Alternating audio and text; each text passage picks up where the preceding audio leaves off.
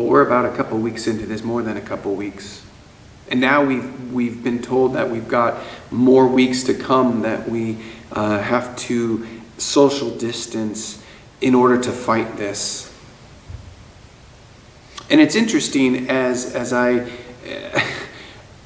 was thinking back when I first started doing this and we had to be quarantined and stay home and stay healthy. I was thinking about how the mood and saying, hey, you guys, hang in there, we're going to do this, we're going to overcome, and we're as a church, and we're going to bind ourselves together, and we're in this together, we're going to do this, and we're going to go, or not go, we're going to stay, and in doing so, we're going to defeat this virus that sets before our country.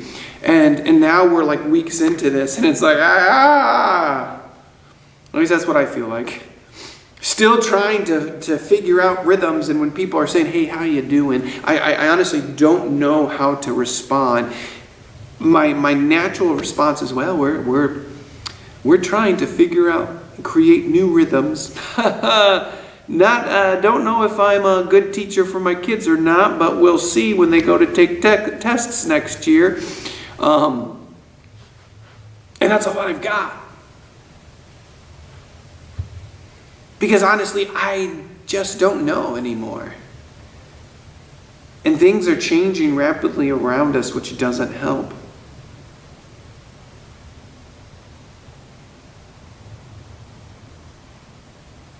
Sometimes I think just fighting through it, saying, we can do this, let's fight, yes! Doesn't always give us, it might encourage us, but it doesn't give us peace.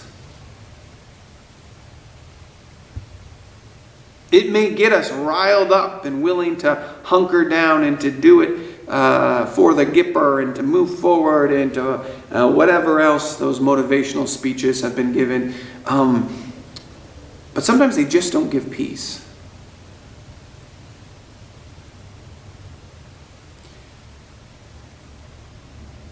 And 2 weeks into this, or however many weeks we're into this, I'm struggling to find peace, to make sense of this still.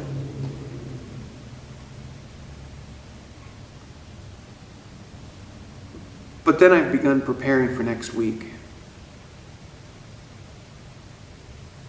And as you can see, what's behind me, what a great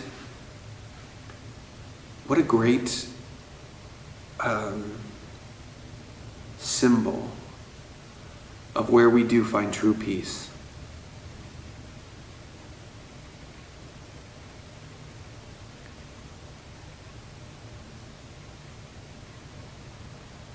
There's a practice, and maybe you read the article, maybe you didn't. N.T. Wright wrote an article in Time, and they asked him some questions.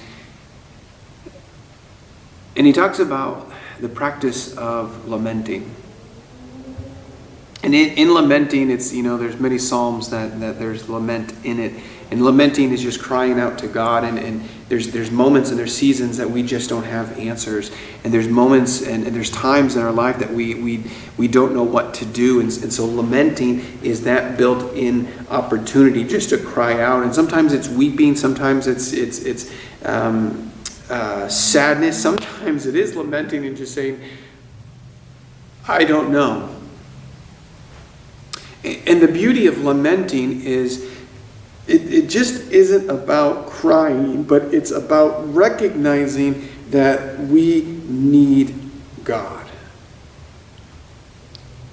And as we lament, as we cry out to God, as we seek Him, there's that promise that in all the lamenting that we see, all the psalms of lament that we see in the book of Psalms, all of the lament always ends with an act of worship. Because I think as we lament and as we cry out to God, there's a peace that comes that doesn't make sense. And that's the peace that Paul talks about that passes all understanding.